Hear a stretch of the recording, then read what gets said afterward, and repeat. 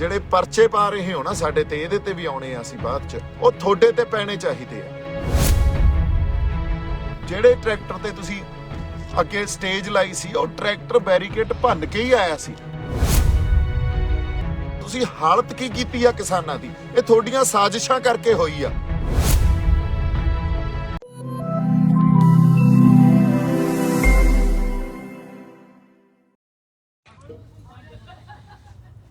ਸਤਿ ਸ਼੍ਰੀ ਅਕਾਲ ਜੀ।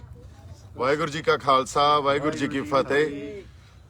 ਅਸੀਂ ਅੱਜ ਫਿਰ ਸੰਘਰਸ਼ 'ਚ ਬੈਠੇ ਆ। ਜਿਵੇਂ ਧੁੰਦ ਇੰਨੀ ਆ ਵੀ ਹੱਥ ਨੂੰ ਹੱਥ ਨਹੀਂ ਦੀਂਦਾ।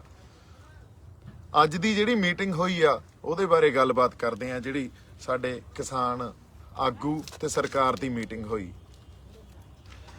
ਆਈ ਥਿੰਕ 9ਵੀਂ ਮੀਟਿੰਗ ਹੋਈ ਆ। 9ਵੀਂ ਮੀਟਿੰਗ ਵੀ ਬੇਸੱਟਾ ਰਹੀ, ਪਰ ਅੱਜ ਦੀ ਮੀਟਿੰਗ ਜੋ ਸਰਕਾਰ ਦੇ ਨਾਲ ਹੋਈ ਆ ਉਹਦੀ ਰੂਪਰੇਖਾ ਨੂੰ ਜੇ ਅਸੀਂ ਸਮਝੀਏ ਤਾਂ ਅੱਜ ਸਰਕਾਰ ਦੇ ਜਿਹੜੇ ਉੱਥੇ ਮੰਤਰੀ ਆਏ ਹੋਏ ਸੀ, ਉਹਨਾਂ ਨੇ ਕਿਹਾ ਵੀ ਜੀ ਅਸੀਂ ਰੱਦ ਨਹੀਂ ਕਰਨੇ, ਤੁਸੀਂ ਜੋ ਕਰਨਾ ਕਰ ਲਓ। ਸੋ ਇਹ ਜੀ ਸਟੇਟਮੈਂਟ ਆ ਜਿਹੜੀ, ਇਹਦੇ 'ਚ ਉਹਨਾਂ ਦੀ ਐਰੋਗੈਂਸ ਝਲਕਦੀ ਆ, ਹਨਾ। ਫਿਰ ਜੋ ਕਰਨਾ ਕਰ ਲਓ ਤਾਂ ਫਿਰ ਜਿਹੜੇ ਸਾਡੇ ਗੈਰਤ ਤੇ ਸੱਟ ਵੱਜਦੀ ਆ, ਤੇ ਜਿਹੜੀਆਂ ਕੌਮਾਂ ਉਹ ਗੈਰਤ ਨਾਲ ਲੜਦੀਆਂ ਹੁੰਦੀਆਂ ਤੇ ਜਿਉਂਦੀਆਂ ਵੀ ਉਹੀ ਰਹਿੰਦੀਆਂ ਹੁੰਦੀਆਂ ਜਿਹੜੀਆਂ ਕੌਮਾਂ 'ਚ ਗੈਰਤ ਹੋਵੇ। ਜਿਹੜੀਆਂ ਕੌਮਾਂ 'ਚ ਗੈਰਤ ਨਾ ਹੋਵੇ ਉਹ ਕੌਮਾਂ ਜਿਉਂਦੀਆਂ ਵੀ ਨਹੀਂ ਰਹਿੰਦੀਆਂ ਹੁੰਦੀਆਂ। ਸੋ ਹੁਣ ਗੱਲ ਉਹ ਹੋ ਗਈ ਵੀ ਜਿਵੇਂ ਪੁਰਾਤਨ ਸਮਿਆਂ 'ਚ ਸਿੰਘ ਕਹਿੰਦੇ ਰਹੇ ਹੁੰਦੇ ਸੀ ਨਾ, ਵੀ ਜੇ ਪੰਥ ਹੀ ਨਹੀਂ ਰਹਾ ਤਾਂ ਗ੍ਰੰਥ ਕੌਣ ਮੰਨੇਗਾ, ਹਨਾ। ਹੁਣ ਗੱਲ ਉੱਥੇ ਆ ਗਈ ਹੈ, ਜੇ ਪੰਥ ਹੀ ਨਹੀਂ ਰਹਾ ਤਾਂ ਗ੍ਰੰਥ ਕੌਣ ਮੰਨੇਗਾ, ਔਰ ਸਿੰਘ ਇਕੱਠੇ ਹੋ ਜਾਂਦੇ ਹੁੰਦੇ ਸੀ।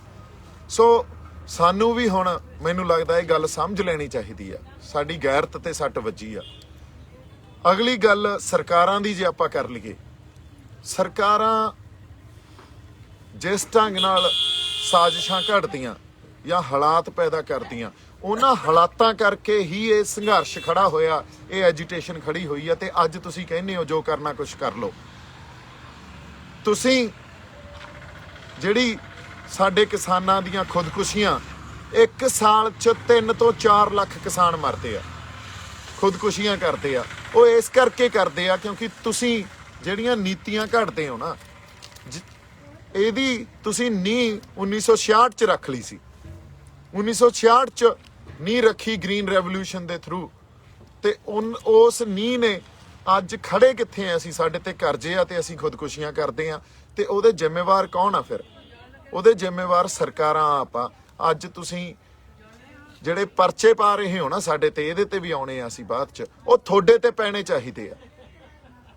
3 ਤੋਂ 4 ਲੱਖ ਕਿਸਾਨ ਮਰਦਾ, ਕਿਸਾਨਾਂ ਤੇ ਕਰਜ਼ੇ ਆ, ਉਹਨਾਂ ਦੇ ਘਰਾਂ 'ਚ ਮੈਨੂੰ ਲੱਗਦਾ ਇੱਥੋਂ ਤੱਕ ਹਾਲਤ ਆ ਵੀ ਕਿਸੇ ਨੇ ਪੈਸਾ ਵੀ ਨਹੀਂ ਦੇਖਿਆ ਹੋਊਗਾ। ਜਦੋਂ ਆੜਤੀਏ ਕੋਲੇ ਜਾਈਦਾ, ਅਗਲਾ ਪਰਚੀ ਦੇ ਦਿੰਦਾ, ਅਗਲਾ ਕਹਿੰਦਾ ਫਲਾਨੇ ਥਾਂ ਤੋਂ ਜਾ ਕੇ ਕੱਪੜਾ ਲੈ ਲਾ, ਜਾਂ ਫਲਾਨੇ ਥਾਂ ਤੋਂ ਜਾ ਕੇ ਸੌਦਾ ਲੈ ਲਾ। ਤੁਸੀਂ ਹਾਲਤ ਕੀ ਕੀਤੀ ਆ ਕਿਸਾਨਾਂ ਦੀ? ਇਹ ਤੁਹਾਡੀਆਂ ਸਾਜ਼ਿਸ਼ਾਂ ਕਰਕੇ ਹੋਈ ਆ। ਸੈਂਟਰ ਨੂੰ ਇਹ ਗੱਲ ਸਮਝ ਲੈਣੀ ਚਾਹੀਦੀ ਆ ਵੀ ਜਿਹੜੀ MSP ਤੁਸੀਂ ਕਹਿੰਦੇ ਹੋ ਨਾ ਵੀ 6% ਕਿਸਾਨਾਂ ਨੂੰ ਮਿਲਦੀ ਆ, ਅਸੀਂ MSP ਕਿਉਂ ਬਣਾਈਏ? ਕਾਨੂੰਨ 6% ਤਾਂ ਕਿਸਾਨਾਂ ਨੂੰ ਮਿਲਦੀ ਆ, ਇਹ ਤੁਹਾਡੀ ਨੀਤੀਆਂ ਕਰਕੇ ਮਿਲਦੀ ਆ। ਤੁਹਾਡਾ ਫੇਲੀਅਰ ਆ ਇਹ, ਕਿਸਾਨਾਂ ਦਾ ਫੇਲੀਅਰ ਨਹੀਂ ਆ। ਜੇ 6% ਕਿਸਾਨਾਂ ਨੂੰ ਤੁਸੀਂ MSP ਮਿਲਦੀ ਆ, ਜਾਂ 6% ਕਿਸਾਨ ਉਹਦੀ ਫਸਲ ਦੀ ਖਰੀਦ ਤੁਸੀਂ ਕਰਦੇ ਹੋ 100% ਚੋਂ, ਤਾਂ ਇਹ ਤਾਂ ਤੁਹਾਡੀਆਂ ਨੀਤੀਆਂ ਦਾ ਤੇ ਪਾਲਿਸੀਆਂ ਦਾ ਫੇਲੀਅਰ ਆ, ਤੁਹਾਡੇ ਸਿਸਟਮ ਦਾ ਫੇਲੀਅਰ ਆ। ਤੇ ਜੇ ਅੱਜ ਕਿਸਾਨਾਂ ਤੇ ਕਰਜ਼ਾ ਤੇ ਨਾਲ ਕਿਸਾਨ ਖੁਦਕੁਸ਼ੀਆਂ ਕਰਦੇ ਆ, ਉਹਨਾਂ ਦੀਆਂ ਮੌਤ ਦੇ ਜ਼ਿੰਮੇਵਾਰ ਵੀ ਤੁਸੀਂ ਹੋ। ਤੁਹਾਡੇ ਤੇ 302 ਦੇ ਪਰਚੇ ਹੋਣੇ ਚਾਹੀਦੇ ਆ। ਤੁਸੀਂ ਇਹ ਜਿਹੜੀ ਫਾਰਮਰ ਜੈਨੋਸਾਈਡ ਕੀਤੀ ਆ ਇਸ ਦੇਸ਼ 'ਚ। ਅਗਲੀ ਗੱਲ ਜੇ ਆਪਾਂ ਇਸ ਗੱਲ ਤੇ ਆਈਏ ਵੀ ਸਰਕਾਰ ਦਾ ਜੋ ਐਟੀਟਿਊਡ ਆ ਨਾ, ਅੱਜ ਜੋ ਪੋਲੀਟੀਕਲ ਸਮਝ ਆ, ਹਜੇ ਤੱਕ ਇਸ ਐਜੀਟੇਸ਼ਨ ਦਾ ਉਹਨਾਂ ਨੂੰ ਮੂਲ ਖਾਂਸਾ ਹੀ ਸਮਝ ਨਹੀਂ ਆਇਆ। ਜੇ ਤੁਹਾਨੂੰ ਮੂਲ ਖਾਂਸਾ ਹੀ ਇਸ ਐਜੀਟੇਸ਼ਨ ਦਾ ਸਮਝ ਨਹੀਂ ਆ, ਫਿਰ ਤੁਸੀਂ ਕਿੱਥੋਂ ਮਸਲਿਆਂ ਦੇ ਹੱਲ ਦੇ ਦੋਗੇ ਸਾਨੂੰ? ਸਾਡੀ ਧਿਰ ਨੂੰ ਵੀ ਇਹ ਗੱਲ ਸਮਝ ਲੈਣੀ ਚਾਹੀਦੀ ਆ ਵੀ ਹੁਣ ਇਹਨਾਂ ਨੇ ਆਏ ਨਹੀਂ ਸਮਝਣਾ। ਹੁਣ ਸਾਨੂੰ ਸਾਡੀ ਗੈਰਤ ਤੇ ਗੱਲ ਆਈ ਆ, ਗੈਰਤ ਤੇ ਸੱਟ ਵੱਜੀ ਆ, ਤੇ ਫਿਰ ਸਾਨੂੰ ਗੱਲਾਂ ਵੀ ਉਸੇ ਢੰਗ ਨਾਲ ਸਮਝਾਉਣੀਆਂ ਪੈਣੀਆਂ।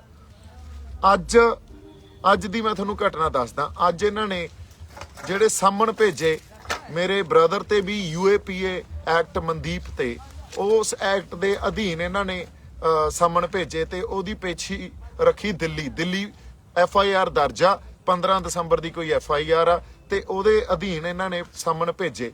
ਉਹ ਸਮਨ ਹੋਰ ਵੀ ਬੰਦਿਆਂ ਨੂੰ ਸਾਡਿਆਂ ਨੂੰ ਗਏ ਪੰਜਾਬ 'ਚ, ਹਨਾ।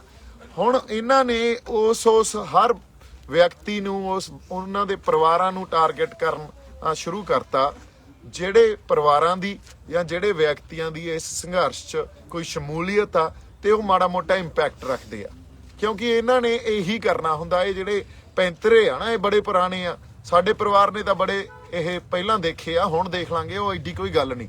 ਪਰ ਇਸ ਜਿਹੜੀ ਤੁਹਾਡੇ ਪੈਂਤੜਿਆਂ ਨਾਲ ਵੀ ਅਸੀਂ ਪਾਸੇ ਹੋ ਜਾਾਂਗੇ ਤੇ ਆਪਦੇ ਹੱਕਾਂ ਦੀ ਆਵਾਜ਼ ਨਾ ਬੁਲੰਦ ਕਰਾਂਗੇ, ਇਹ ਤਾਂ ਨਹੀਂ ਹੋ ਸਕਦਾ। ਸੋ ਸੈਂਟਰ ਨੂੰ ਅਸੀਂ ਜਾਂ ਸਰਕਾਰ ਨੂੰ ਇਹ ਵੀ ਕਹਿ ਦਈਏ ਵੀ ਕੋਈ ਨਹੀਂ, ਹੁਣ ਜੇ ਤੁਸੀਂ ਹਾਂ ਹੀ ਚੱਲਣਾ ਫਿਰ ਭਾਜਦਿਆਂ ਨੂੰ ਵਾਹਣ ਇੱਕੋ ਜਿਹੀ ਆ, ਫਿਰ ਕੋਈ ਨਹੀਂ, ਕੱਚੇ ਹੀ ਸਹੀ। ਸਾਡੇ ਆਗੂਆਂ ਨੂੰ ਵੀ ਪਤਾ ਹੋਣਾ ਚਾਹੀਦਾ। ਹੁਣ ਮੈਂ ਕਹਿੰਦਾ 4-5 ਮੰਗਾਂ ਹੋਰ ਜੋੜੋ। ਸਭ ਤੋਂ ਪਹਿਲੀ ਗੱਲ ਤਾਂ ਇਹ ਜੋੜੋ ਵੀ ਜਿਹੜੇ ਕਿਸਾਨਾਂ ਤੇ ਕਰਜ਼ਾ ਚੜਿਆ ਉਹ ਮਾਫ ਕਰੋ। ਉਹ ਤੋਂ ਬਿਨਾਂ ਅਸੀਂ ਗੱਲ ਵੀ ਨਹੀਂ ਕਰਦੇ, ਅਗਲੀ ਮੀਟਿੰਗ ਤੇ ਵੀ ਨਹੀਂ ਆਉਂਦੇ ਜੇ ਤੁਸੀਂ ਕਿਸਾਨਾਂ ਤੇ ਜਿਹੜਾ ਚੜਿਆ ਕਰਜ਼ਾ, ਵੀ ਆਪਣੇ ਲੋਕਾਂ ਦਾ ਭਲਾ ਤਾਂ ਹੋਵੇ। ਪਹਿਲੀ ਮੰਗ ਹੀ ਇਹ ਰੱਖੋ ਵੀ ਪਹਿਲਾਂ ਤਾਂ ਕਰਜ਼ਾ ਮਾਫ ਕਰੋ ਤੁਸੀਂ ਕਿਸਾਨਾਂ ਤੇ ਜਿਹੜਾ ਚੜਿਆ, ਉਹ ਤੁਹਾਡੀਆਂ ਨੀਤੀਆਂ ਕਰਕੇ ਚੜਿਆ ਨਾ, ਉਹ ਮਾਫ ਕਰੋ। ਫਿਰ ਅਸੀਂ ਗਾਂ ਗੱਲਬਾਤ ਕਰਨ ਨੂੰ ਆਉਣੇ ਆ ਤੁਹਾਡੇ ਕੋਲੇ। ਫਿਰ ਤੁਸੀਂ ਇਹ ਤਾਂ ਇੱਕ ਮੀਟਿੰਗ 'ਚ ਜਾਂਦੇ ਹੋ, ਫੇਲ ਹੁੰਦੀ ਆ, ਬੇਸਿੱਟਾ ਨਿਕਲਦੀ ਆ, ਅਗਲੀਆਂ ਮੀਟਿੰਗ 'ਚ ਉਹਦੀਆਂ ਮੰਗਾਂ ਹੀ ਵਧਾ ਦਿਓ, ਆਉਣ ਦਿਓ ਫਿਰ ਇਹਨਾਂ ਨੂੰ। ਤੇ ਜਿਹੜੀ 26 ਜਨਵਰੀ ਆ ਨਾ, ਹੁਣ ਲੋਕਾਂ ਦੇ ਜਜ਼ਬਾਤਾਂ ਦੀ ਤਰਜਮਾਨੀ ਹੋਣੀ ਚਾਹੀਦੀ ਆ ਉੱਥੇ। 26 ਜਨਵਰੀ ਅਸੀਂ ਹੁਣ ਤੱਕ 26 ਨਵੰਬਰ ਬੜਾ ਅਹਿਮ ਸੀ। 26 ਨਵੰਬਰ ਅਹਿਮ ਹੀ ਇਸ ਤਰ੍ਹਾਂ ਸੀ, ਜਿਹੜੇ ਕਹਿੰਦੇ ਆ ਨਾ ਵੀ ਅਸੀਂ ਜਾਬਤੇ 'ਚ ਨਹੀਂ, ਅਸੀਂ ਜਾਬਤੇ 'ਚ ਹੀ ਆ। ਅਸੀਂ ਉਦੋਂ ਵੀ ਜਾਬਤੇ 'ਚ ਸੀ, ਪਰ ਜਾਬਤੇ 'ਚ ਰਹਿੰਦੇ ਹੋਏ ਵੀ ਅਸੀਂ ਬੈਰੀਕੇਡ ਭੰਨੇ ਸੀ ਨਾ। ਜਿਹੜੇ ਟਰੈਕਟਰ ਤੇ ਤੁਸੀਂ ਅੱਗੇ ਸਟੇਜ ਲਾਈ ਸੀ, ਉਹ ਟਰੈਕਟਰ ਬੈਰੀਕੇਡ ਭੰਨ ਕੇ ਹੀ ਆਇਆ ਸੀ। ਸੋ ਐਕਟੀ ਵੀ ਜਿਹੜਾ ਸਾਨੂੰ ਪ੍ਰੋਗਰਾਮ ਦੇਣਾ ਚਾਹੀਦਾ, ਉਹਦਾ ਇੰਪੈਕਟ ਹੋਣਾ ਚਾਹੀਦਾ। ਇੰਪੈਕਟਫੁਲ ਪ੍ਰੋਗਰਾਮ ਦਿਓ। ਤੁਹਾਨੂੰ ਇਹ ਬੇਨਤੀ ਆ ਸਾਡੀ, ਸਾਡੇ ਜਿਹੜੀ ਸੰਗਤ ਆ, ਲੋਕ ਆ, ਉਹਨਾਂ ਦੇ ਜਜ਼ਬਾਤਾਂ ਦੀ ਤਰਜਮਾਨੀ ਹੋਵੇ। ਇੱਥੇ ਕੋਈ ਸ਼ਰਾਰਤੀ ਅਨਸਰ ਨਹੀਂ ਆ। ਹਰ ਬੰਦਾ ਕਿਸਾਨੀ ਦੇ ਸੰਘਰਸ਼ 'ਚ, ਤਰਜੀਹ ਕਿਸਾਨੀ ਦੇ ਮੁੱਦਿਆਂ ਨੂੰ ਆ। ਅਸੀਂ ਚਾਹੁੰਦੇ ਆ, ਸੰਗਤ ਇਹ ਚਾਹੁੰਦੀ ਆ। ਇੱਥੇ ਦੇਖੋ ਸਾਰੀ ਸੰਗਤ ਖੜੀ ਆ, ਇੰਨੇ ਅਸੀਂ ਠੰਡ 'ਚ ਇੱਥੇ ਬੈਠੇ ਆ। ਇਹ ਚਾਹੁੰਦੀ ਆ ਵੀ ਲੋਕਾਂ ਦਾ ਭਲਾ ਹੋਵੇ, ਕਿਸਾਨਾਂ ਦਾ ਭਲਾ ਹੋਵੇ। ਪਿੰਡਾਂ 'ਚ ਰਹਿੰਦੇ ਜਿਹੜੇ ਲੋਕ ਆ, ਉਹਨਾਂ ਦੇ ਹਾਲਾਤ ਸੁਧਰਨ। ਪਿੰਡਾਂ 'ਚ ਜੋ ਹਾਲਾਤ ਬਣੇ ਹੋਏ ਆ, ਉਹ ਸਾਨੂੰ ਸਾਰਿਆਂ ਨੂੰ ਪਤਾ, ਪਰ ਅਸੀਂ ਉਹਨਾਂ ਤੋਂ ਪਤਾ ਨਹੀਂ ਕਦੋਂ ਤੱਕ ਮੁਨਕਰ ਹੁੰਦੇ ਰਹਾਂਗੇ, ਅਸਲ ਗੱਲ ਤੇ ਹੀ ਨਾ ਆਵਾਂਗੇ। ਅਸੀਂ ਇਹ ਗੱਲ ਕੋਈ ਪੋਲੀਟੀਕਲ, ਦੇਖੋ ਇਹ ਪੋਲੀਟੀਕਲ ਲੜਾਈ ਬਣਦੀ ਜਾ ਰਹੀ ਆ, ਪੋਲੀਟੀਕਲ ਰੂਪ ਬਣਦਾ ਜਾ ਰਿਹਾ ਇਹਦਾ। ਚਲੋ ਇਹ ਤਾਂ ਹਾਲਾਤ ਨੇ ਉਸ ਪਾਸੇ ਨੂੰ ਤੋਰਤਾ, ਪਰ ਲੋਕਾਂ ਦਾ ਭਲਾ ਹੋਣਾ ਬਹੁਤ ਜ਼ਰੂਰੀ ਆ। ਲੋਕਾਂ ਦਾ ਜਜ਼ਬਾਤ ਆ ਜਿਹੜੇ, ਉਹਨਾਂ ਜਜ਼ਬਾਤਾਂ ਤੇ ਪਹਿਰਾ ਦੇਣਾ ਸਾਡਾ ਬੜਾ ਜ਼ਰੂਰੀ ਆ। ਇੱਥੇ ਦੇਖ ਲਓ ਇੰਨੀ ਧੁੰਦ 'ਚ ਵੀ, ਮਾੜਾ ਜਿਹਾ ਦਿਖਾਓ ਤੁਸੀਂ ਇੱਧਰ ਨੂੰ ਫੇਰ ਕੇ, ਹਨਾ। ਆ ਸਾਰੇ ਸਾਡੇ ਬੰਦੇ ਭਾਈ ਪਿੱਛੇ ਨਾ ਕਰੋ, ਮੇਰੇ ਆ ਸਾਡੀਆਂ ਮਾਤਾਵਾਂ, ਹਾਂਜੀ ਕੋਈ ਨਹੀਂ ਆ ਜਾ, ਇਹ ਸਾਡੀਆਂ ਮਾਤਾਵਾਂ ਇੱਥੇ, ਹਨਾ। ਤੇ ਸਾਡੀਆਂ ਇਹ ਸਾਡੇ ਲਈ ਲੰਗਰ ਬਣਾਉਂਦੀਆਂ, ਅਸੀਂ ਆ ਕੇ ਲੰਗਰ ਖਾ ਲੈਂਦੇ ਆ। ਕੋਈ ਗੱਲ ਆ ਇਹ, ਇਹਨਾਂ ਨੂੰ ਘਰ ਛੜਾਏ ਹੋਏ ਆ, ਇੱਥੇ ਬੱਚਿਆਂ ਨੂੰ ਘਰ ਛੜਾਏ ਹੋਏ ਆ, ਬਜ਼ੁਰਗ ਬੈਠੇ ਆ ਇੰਨੀ ਠੰਡ 'ਚ। ਚਲੋ ਅਸੀਂ ਫੇਰ ਆਪਦੇ ਉੱਤੇ ਮਾੜਾ ਮੋਟਾ ਝੱਲ ਲਾਂਗੇ ਇਹਨਾਂ ਗੱਲਾਂ ਨੂੰ, ਪਰ ਇੰਨੀਆਂ ਨਿਰਦਈ ਸਰਕਾਰਾਂ, ਇਹੋ ਜੀ ਗਵਰਨੈਂਸ, ਤੁਸੀਂ ਇਹਨੂੰ ਗਵਰਨੈਂਸ ਕਹਿੰਦੇ ਹੋ?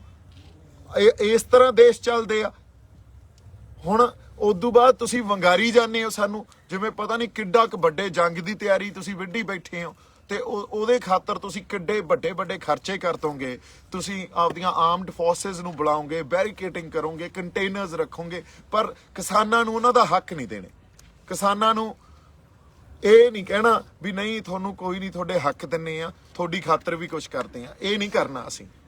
ਔਰ ਮੈਨੂੰ ਸਮਝ ਹੀ ਨਹੀਂ ਆ ਰਹੀ ਕਿਸ ਤਰ੍ਹਾਂ ਦੇ ਹਾਲਾਤ ਆ ਇੱਥੇ, ਉਹਨਾਂ ਹਾਲਾਤਾਂ ਨੂੰ ਕੋਈ ਸਮਝ ਨਹੀਂ ਰਿਹਾ।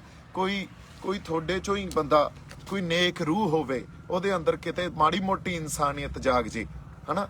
ਸੋ ਇਹਨਾਂ ਗੱਲਾਂ ਨੂੰ, ਇਹਨਾਂ ਮਸਲਿਆਂ ਨੂੰ ਜੇ ਕੋਈ ਸਮਝਦਾ ਨਹੀਂ, ਫਿਰ ਅਸੀਂ ਆਪਦੇ ਆਪ ਨੂੰ ਇਨਸਾਨ ਕਹਿੰਦੇ ਆ। I think you know, we are far away from being a human being. So ਜਿਸ ਢੰਗ ਨਾਲ ਇਸ ਸੰਘਰਸ਼ ਨਾਲ ਲੋਕ ਜੁੜੇ ਹੋਏ ਆ, ਇੱਥੇ ਹੀ ਨਹੀਂ ਸਾਰਾ ਪੰਜਾਬ, ਸਾਰਾ ਹਰਿਆਣਾ, ਇਧਰੋਂ ਯੂਪੀ ਵਾਲੇ ਕੀ, ਰਾਜਸਥਾਨ ਵਾਲੇ ਕੀ, ਹੋਰ ਪਾਸਿਓਂ ਬੰਦੇ ਕੀ, ਫਿਰ ਬਾਹਰਲੀ ਸੰਗਤ ਜੋ ਇਹਦੇ ਨਾਲ ਜੁੜੀ ਹੋਈ ਆ, ਉਹ ਬੈਠੇ ਚਾਹੇ ਬਾਹਰ ਆ, ਉਹਨਾਂ ਦੇ ਰੂਹ ਵੀ ਇੱਥੇ ਆ, ਉਹਨਾਂ ਦੇ ਦਿਲ ਵੀ ਇੱਥੇ ਆ।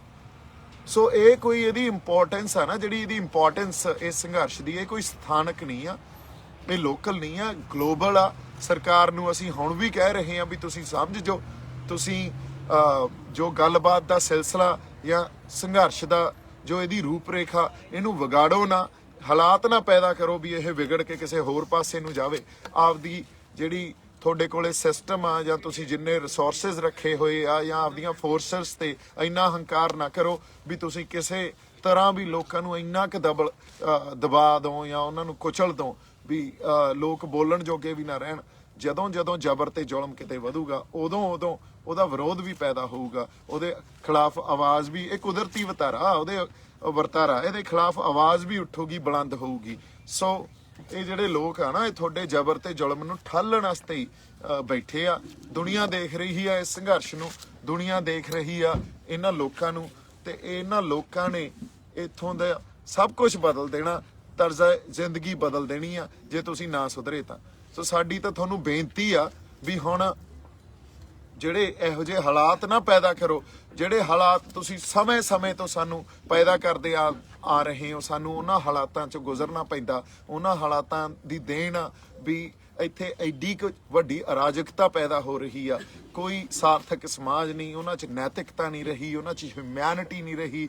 ਤੁਸੀਂ ਇਹ ਦੇਖੋ, ਜੇ ਕਿਸਾਨਾਂ 'ਚ ਇਕਨੋਮੀ ਵਾਈਜ਼ ਵੀ ਦੇਖੀਏ, ਜੇ ਕਿਸਾਨਾਂ ਕੋਲੇ ਪੈਸੇ ਹੋਣਗੇ ਤਾਂ ਉਹ ਸਮਾਨ ਖਰੀਦਣਗੇ, ਕੋਈ ਮੋਟਰਸਾਈਕਲ ਖਰੀਦੂ, ਕੋਈ ਕਾਰ ਖਰੀਦੂ, ਕੋਈ ਹੋਰ ਸਮਾਨ ਖਰੀਦਣਗੇ ਤਾਂ ਇਕਨੋਮੀ 'ਚ ਪੈਸਾ ਆਊਗਾ। ਇਕਨੋਮੀ 'ਚ ਪੈਸਾ ਆਊਗਾ ਤਾਂ ਇਕਨੋਮੀ ਪ੍ਰੋਸਪਰ ਹੋਊਗੀ। ਇਹ ਤਾਂ ਸਿੰਪਲ ਜਿਹਾ ਫਾਰਮੂਲਾ ਨਾ, ਪਰ ਤੁਹਾਡੀਆਂ ਨੀਤੀਆਂ ਨਾਲ ਜਿਹੜੀ ਵੈਲਥ ਆ ਉਹ ਤੁਸੀਂ ਐਕੂਮੂਲੇਟ ਕਰ ਰਹੇ ਹੋ ਕੁਛ ਹੀ ਹੱਥਾਂ 'ਚ, ਕੁਛ ਲੋਕਾਂ ਤੱਕ ਹੀ ਵੈਲਥ ਰਹਿ ਜਾਂਦੀ ਆ, ਬਾਕੀ ਤਾਂ ਹੈਂਡ ਟੂ ਮਾਊਥ ਆ। ਜੇ ਜਿਉਂ ਰਹੇ ਆ ਤਾਂ ਜਿਉਂ ਰਹੇ ਆ, ਉਹ ਬਸ ਉਸ ਢੰਗ ਨਾਲ ਹੀ ਜਿਉਂਦੇ ਰਹਿਣ। ਉਹਨਾਂ ਦੀ ਤੁਸੀਂ ਜਿਵੇਂ ਜਿਉਣਾ ਕਿਵੇਂ ਆ, ਉਹਨਾਂ ਨੇ ਰਹਿਣਾ ਕਿਵੇਂ ਆ, ਖਾਣਾ ਕੀ ਆ, ਪਹਿਨਣਾ ਕੀ ਆ, ਇਹ ਵੀ ਪਰਿਭਾਸ਼ਿਤ ਤੁਸੀਂ ਕਰਨ ਲੱਗ ਗਏ। ਉਹ ਹੈ ਕੌਣ ਲੋਕ, ਇਹ ਵੀ ਪਰਿਭਾਸ਼ਿਤ ਤੁਸੀਂ ਕਰਨ ਲੱਗ ਗਏ। ਐਂ ਤਾਂ ਨਹੀਂ ਚੱਲਦਾ ਹੁੰਦਾ। ਜਿਹੜੀ ਸਦੀਆਂ ਤੋਂ ਕੋਈ ਸੱਭਿਅਤਾਵਾਂ, ਸਦੀਆਂ ਤੋਂ ਸਿਵਲਾਈਜੇਸ਼ਨਸ ਇਵੋਲਵ ਹੋਈਆਂ, ਜਿਹੜੀਆਂ ਵਿਕਸਿਤ ਹੋਈਆਂ, ਉਹਨਾਂ ਨੂੰ ਤੁਸੀਂ ਪਰਿਭਾਸ਼ਿਤ ਕਰੋਗੇ। ਤੁਸੀਂ ਰੱਬ ਤੋਂ ਵੀ ਵੱਡਾ ਆਪਦੇ ਆਪ ਨੂੰ ਮੰਨਣ ਲੱਗ ਗਏ। ਇਹ ਐਂ ਤਾਂ ਨਹੀਂ ਚੱਲਦਾ ਹੁੰਦਾ। ਸੋ ਇਹ ਅਰਾਜਕਤਾ ਤੁਸੀਂ ਪੈਦਾ ਕੀਤੀ ਆ, ਤੁਸੀਂ ਇਸ ਅਰਾਜਕਤਾ ਦੇ ਜ਼ਿੰਮੇਵਾਰ ਹੋ, ਤੁਸੀਂ ਇਹਨਾਂ ਮੌਤਾਂ ਦੇ ਜ਼ਿੰਮੇਵਾਰ ਹੋ। ਤੁਹਾਡੇ ਤੇ ਪਰਚੇ ਪੈਣੇ ਚਾਹੀਦੇ ਆ, UAPA ਵੀ ਤੁਹਾਡੇ ਤੇ ਪੈਣਾ ਚਾਹੀਦਾ। ਤੁਸੀਂ ਤਾਂ ਇਸ ਦੇਸ਼ ਦੇ ਹੱਕ 'ਚ ਨਹੀਂ ਕਰ ਰਹੇ ਜੋ ਕਰ ਰਹੇ ਹੋ।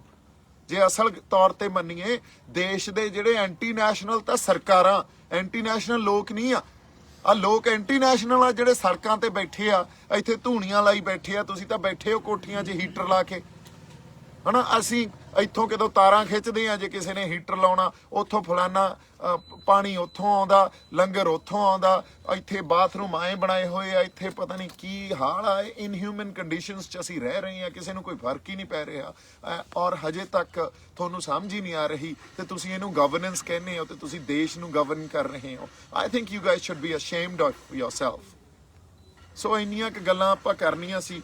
ਮੀਟਿੰਗ ਦਰ ਮੀਟਿੰਗ ਹੁੰਦੀ ਰਹੂ। ਕਿਸਾਨ ਜਥੇਬੰਦੀਆਂ ਦੇ ਆਗੂਆਂ ਨੂੰ ਮੇਰੀ ਅਪੀਲ ਆ, ਮੇਰੀ ਬੇਨਤੀ ਆ ਵੀ ਅਗਲੀ ਮੀਟਿੰਗ 'ਚ ਜਾਣ ਤੋਂ ਪਹਿਲਾਂ ਮੰਗ ਪਹਿਲੀ ਇਹ ਹੋਣੀ ਚਾਹੀਦੀ ਆ ਵੀ ਪਹਿਲਾਂ ਕਰੋ ਕਰਜ਼ਾ ਮਾਫ, ਫਿਰ ਟੇਬਲ ਤੇ ਬੈਠਾਂਗੇ ਅਸੀਂ। ਸੋ ਇੰਨੀਆਂ ਕੁ ਗੱਲਾਂ ਆਪਾਂ ਕਰਨੀਆਂ ਸੀ। ਮੇਰੇ ਵੱਲੋਂ ਬਹੁਤ ਸਾਰਾ ਪਿਆਰ ਤੇ ਸਤਿਕਾਰ। ਸੰਗਤ ਨੂੰ ਚੜ੍ਹਦੀ ਕਲਾ 'ਚ ਰਹੋ। ਚੜ੍ਹਦੀ ਕਲਾ ਹੀ ਸਾਨੂੰ ਸਾਡੇ ਰਹਿਬਰਾਂ ਨੇ, ਗੁਰੂਆਂ ਨੇ ਸਿਖਾਈ ਆ। ਜਿਉਂਦੇ ਵਸਦੇ ਰਹੋ। ਸਤਿ ਸ੍ਰੀ ਅਕਾਲ ਜੀ।